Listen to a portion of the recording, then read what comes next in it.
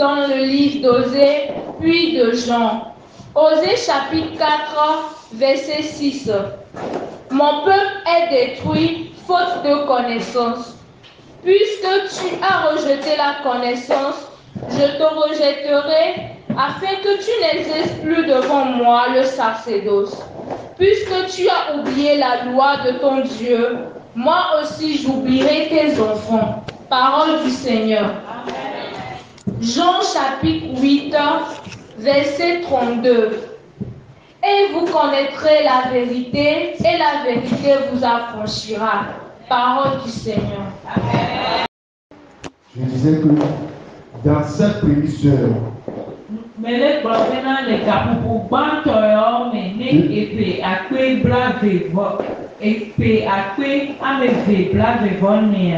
Amen.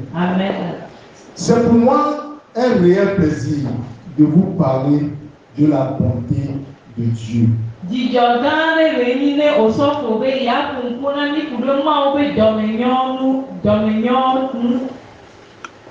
Beaucoup de personnes croient que Dieu existe.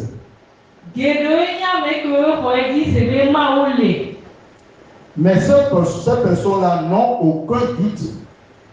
Ces personnes n'ont aucun doute de l'existence de ce Dieu-là.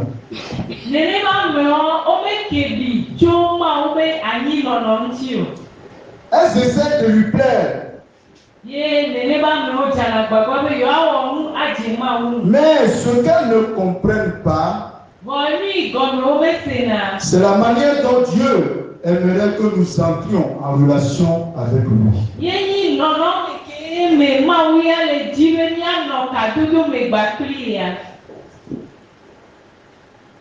Elles ont une perception de Dieu qui est erronée.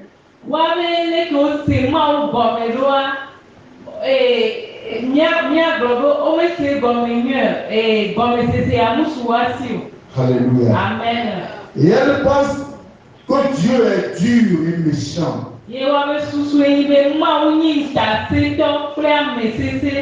Que Dieu est sans pitié. Et qu'à moins que vous ne fassiez tout correctement, Dieu ne vous bénira pas. C'est leur pensée ça.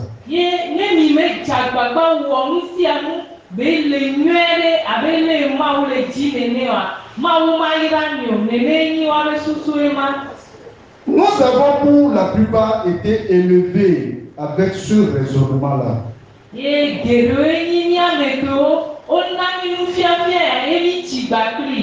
Et nous croyons que Dieu exigeait de nous que nous accomplissions un certain nombre de choses afin d'obtenir cette bénédiction.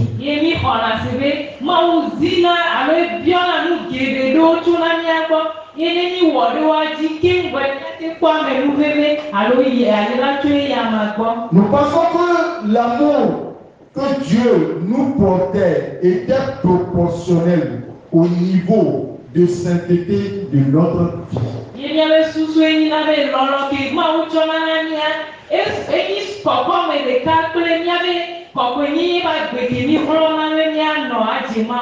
Nous pensons que l'amour que Dieu nous portait était proportionnel à la qualité de notre style de vie.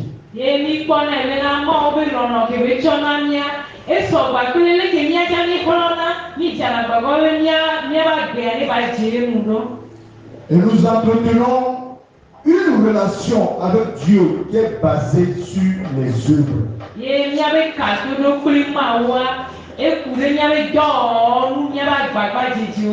Mais ce que je voulais partager avec vous, c'est que cela n'est pas une bonne interprétation ou une bonne représentation de qui Dieu est.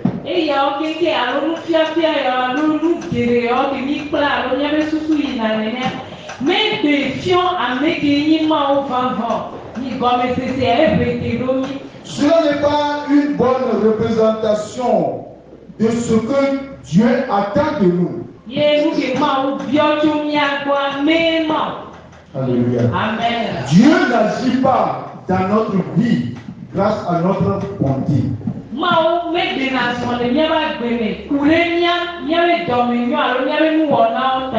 Malheureusement, c'est ce qui a pourtant été souvent enseigné au sujet du Seigneur.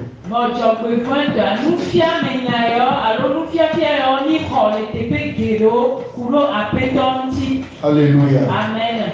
C'est ce qui a conduit les gens à penser que Dieu exige certaines actions de notre part, sans quoi il ne répondra pas à nos prières.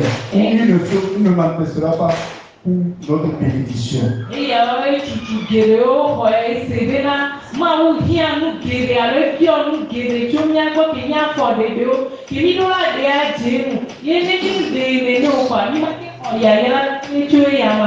Et c'est cette mauvaise compréhension de Dieu et de son caractère qui crée tant de frustration dans la vie des chrétiens.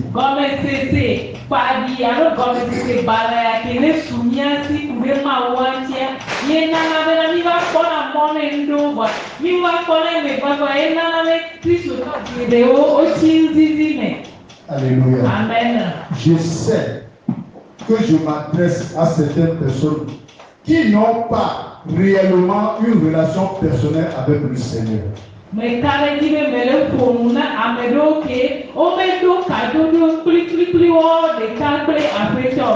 Et si c'est le cas pour vous qui m'attendez ce matin ou bien à l'instant, ou qui vont suivre ce message, comprenez que c'est la clé qui permet d'ouvrir la porte à tout le reste.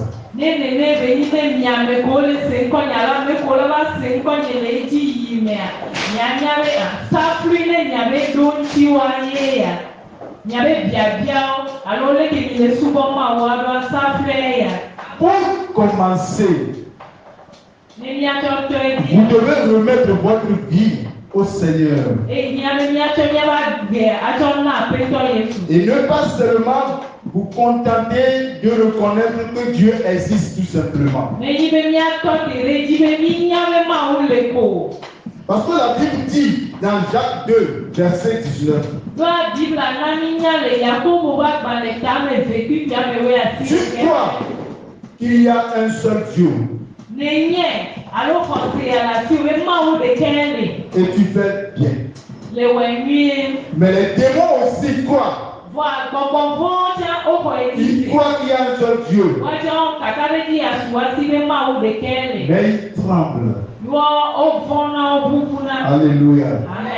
En reconnaissant simplement l'existence de Dieu, vous ne faites rien de plus que ce que fait le diable. Le diable reconnaît que Dieu existe, mais il ne lui est pas soumis. Il ne lui a pas remis sa vie. Au contraire, sa vie est en opposition avec celle de Dieu.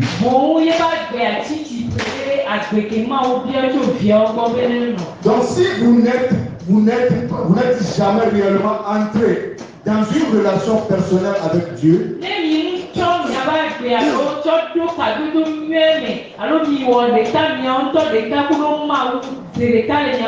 il est important que vous compreniez qu'il s'agit de bien plus que de se contenter de connaître, de croire seulement que Dieu existe.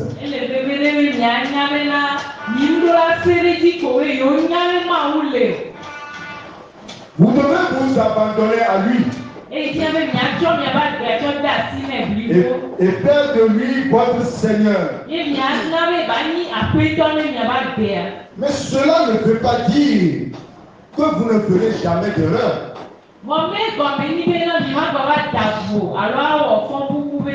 Cela ne veut pas dire non plus que vous ferez tout parfaitement.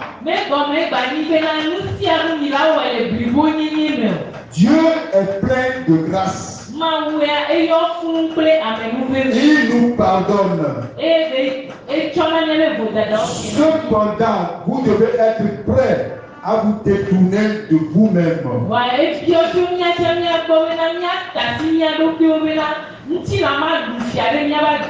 Vous devez être prêt à vous détourner de vos égaux.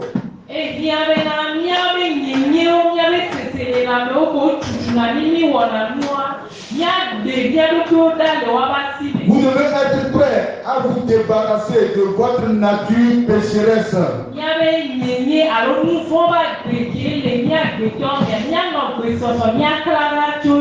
De votre propre façon de faire les choses.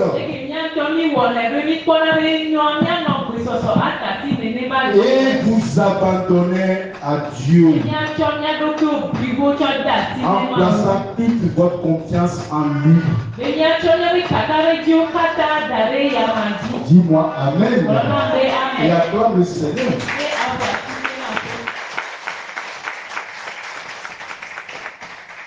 Il y a probablement des personnes qui vont suivre ce message, mais qui ne sont pas entrés, qui n'ont pas cette relation personnelle avec Dieu.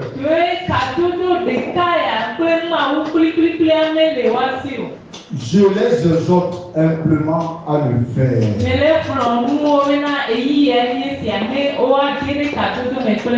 Pour d'autres encore, ils ont une relation avec Christ. Ils ont fait de Christ leur Seigneur et leur Sauveur. Mais ils ont une image déformée de son caractère.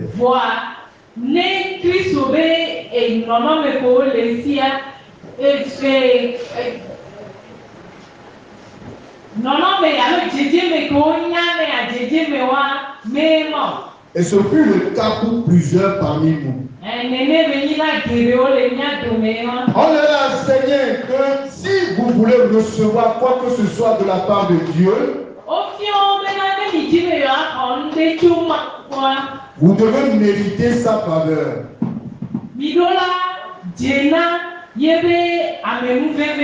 En faisant un certain nombre de choses. Personnellement, j'avais comme beaucoup d'ailleurs ce concept selon lequel si je faisais de bonnes œuvres,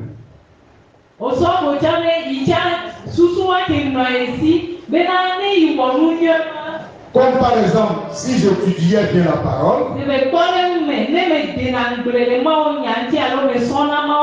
si je prie beaucoup, si je vais à l'église,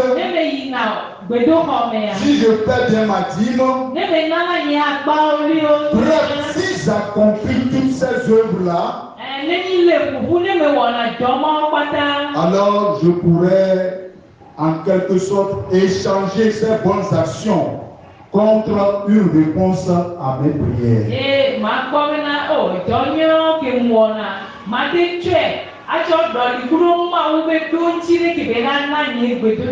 En d'autres termes, pour moi, Dieu agissait en fonction de moi.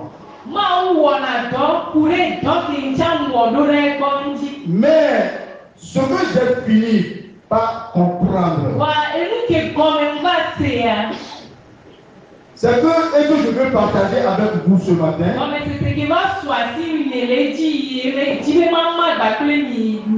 c'est que la foi n'est pas quelque chose que nous faisons dans le but que Dieu nous réponde.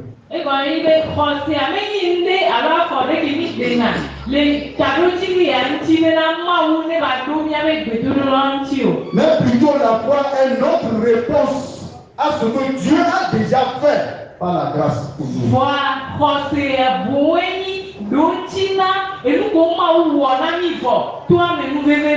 Alléluia.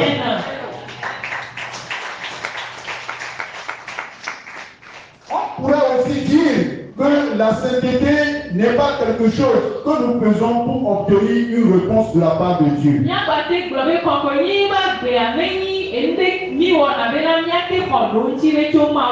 Alléluia. Amen. La clé pour apprendre à entrer en relation avec Dieu, Et de comprendre que Dieu nous aime. Non parce que nous sommes aimables. Parce que Dieu est amour.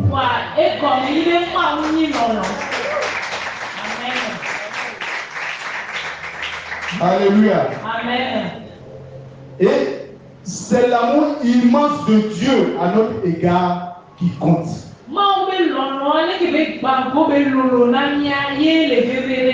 Ce n'est pas parce qu'il a vu quelque chose de valeur en nous qu'il a été motivé à agir à notre égard.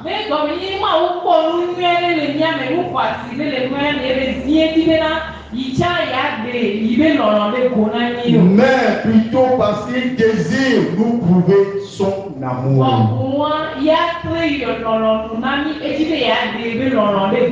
Lisez-nous quelque chose dans Romains 5, verset 8.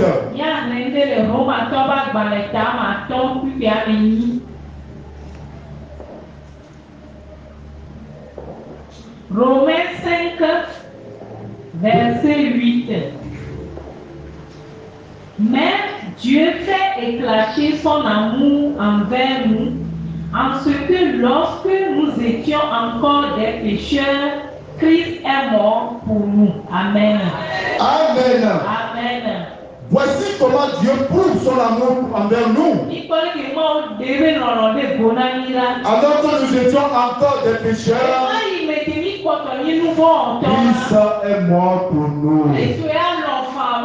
Est-ce que je peux acclamer le Seigneur?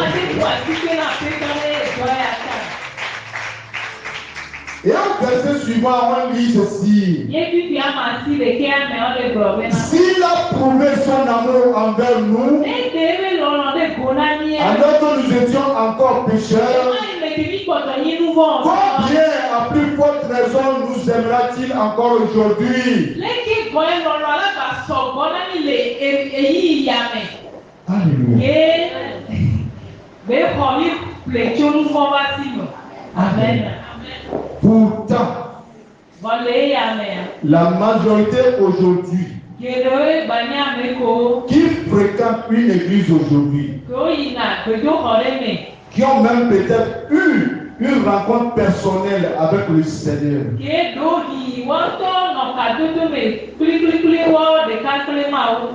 qui ont vécu l'expérience de la nouvelle naissance,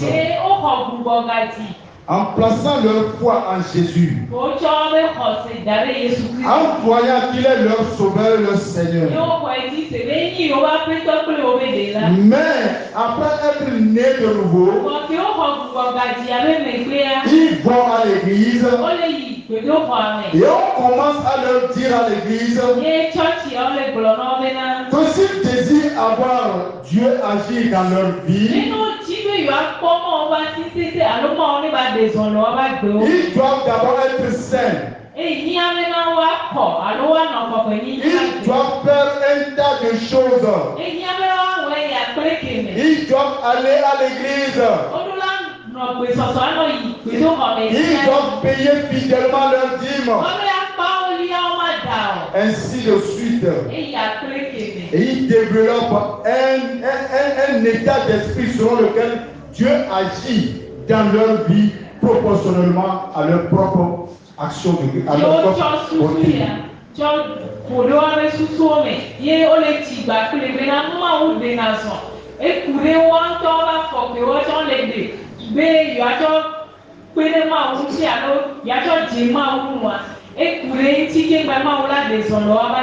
Cet état d'esprit est ce qui arrête la puissance de Dieu et l'empêche d'agir dans votre vie.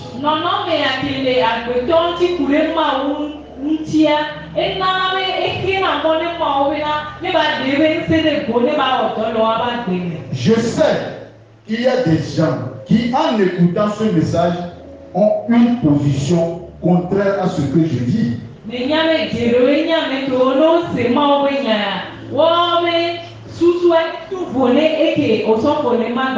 Alléluia. Mais permettez-moi de m'arrêter ici aujourd'hui. Je vous ferai d'autres déclarations. dans les messages qui vont suivre. Et vous comprendrez profondément ce que nous sommes en train de dire. Dieu veut nous diriger avec un thème dans cette année. Et nous ne devons pas rater les retombées de ce thème-là.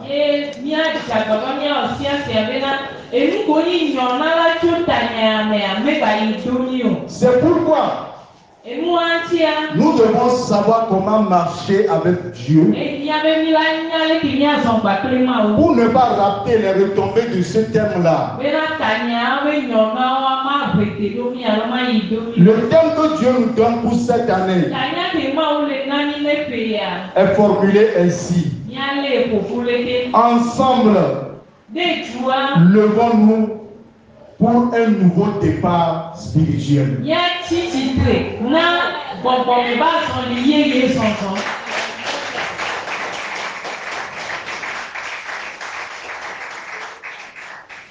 Vous savez, quand vous allez dans Proverbe 23, verset 7, là où on nous a dit ceci. Car il est comme les pensées de son cœur ou de son âme. Alléluia. Amen. Car il est comme les pensées de son cœur ou de son âme. Cela veut dire que votre vie et vos actions prendront la direction de vos pensées. Alléluia. Amen. C'est ce que nous voulons changer. C'est ce que nous voulons découvrir dans le thème. Ce matin, nous avons déjà dit quelque chose qui va dans ce sens-là. Nous avons dit qu'il y a une différence entre être libéré et être libre.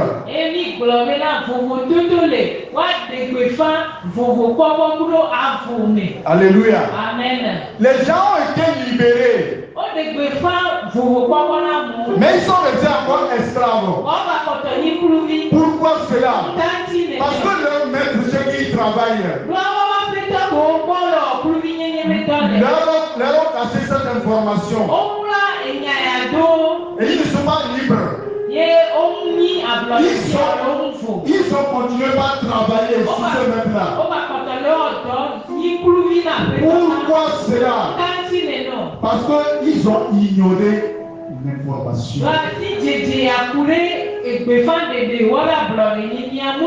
Ils ont ignoré la vérité concernant leur concernant. Et le chrétien aussi vit dans cette situation. Dieu veut que nous levons ensemble un nouveau débat spirituel. La raison pour laquelle la plupart des chrétiens n'ont pas vraiment fait l'expérience de la nouvelle vie que Dieu désire leur donner,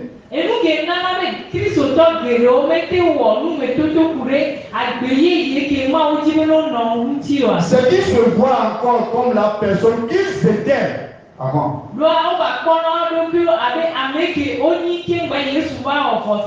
Ils ne comprennent pas que leur être a changé. Ils se regardent dans le miroir et se fient au reflet que le miroir les présente.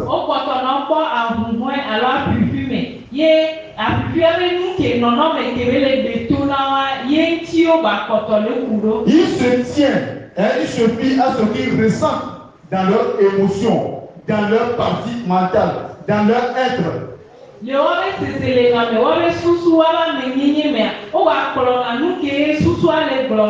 la vérité qu'ils ont ignorée est qu'ils ont une partie spirituelle qui ne peut ni voir ni ressentir. La seule manière pour réaliser cette partie-là, est est de vous baser sur ce que la Bible dit.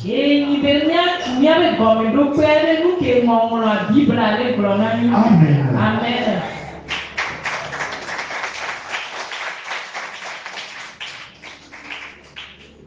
Bien aimé, nous sommes, le message est terminé. Nous sommes composés de 3 choses.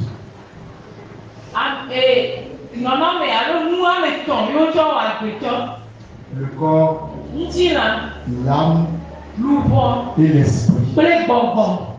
Alléluia. Amen. Notre problème se trouve où? Nous ignorons que nous avons été renouvelés dans notre esprit.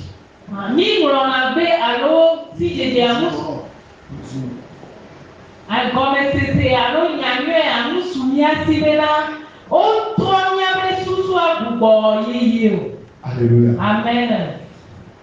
Quand la Bible dit, si quelqu'un est en Christ, il est devenu une nouvelle créature. Les choses anciennes sont passées. Voici toutes choses sont devenues nouvelles. Les gens ont du mal à croire à cela. Pourquoi cela? Parce qu'ils regardent à leur corps. Quand tu regardes à ton corps, tu ne peux que te déclarer coupable, condamner tout le temps.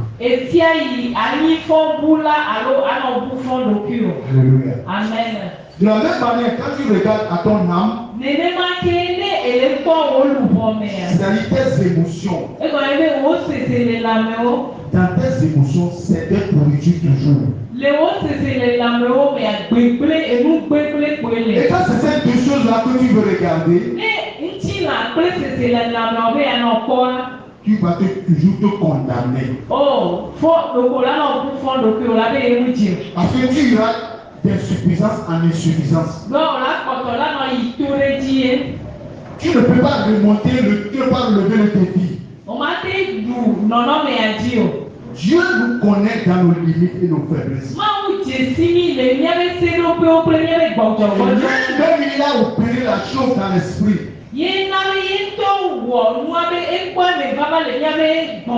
Dans l'esprit, nous sommes parfaits. Dans l'esprit, nous sommes saints. Dans l'esprit, nous sommes purs. C'est pour cela que Jésus va dire, le moment va arriver. Et il est déjà là où les vrais adorateurs adoreront le Père en esprit. En esprit, devant Dieu, tu es pur. Ton esprit et le Saint-Esprit sont un. Donc tout ce qui est dedans, c'est le fruit du Saint-Esprit. Il y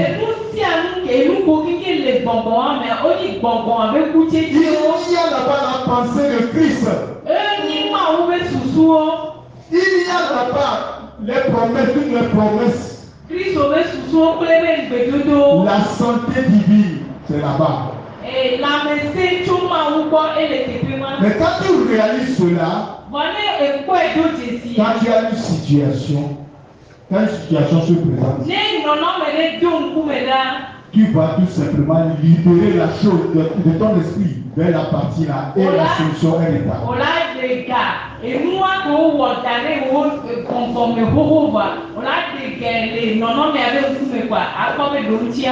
Alléluia.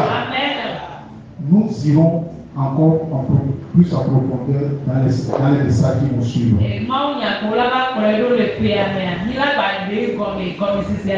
Nous allons nous montrer comment Dieu a tout fait. L'homme, tout ce que l'homme aura besoin, Dieu l'a préparé avant de créer l'homme. Èmi la sèrè bẹ́ẹ̀ la èmi tí a ló ké ní àgbẹ̀tọ́ àlọ́ kò hẹ́rẹ́ kó ké la bá àgbẹ̀tọ́ mi kú mi bẹ́ẹ̀ la jí lòún jí nà máa ń yẹ wọ̀ lòún jí àdàrẹ́ hóhó kí n bá wà àgbẹ̀tọ́ ń tọ́ sá. Alléluia. Amen.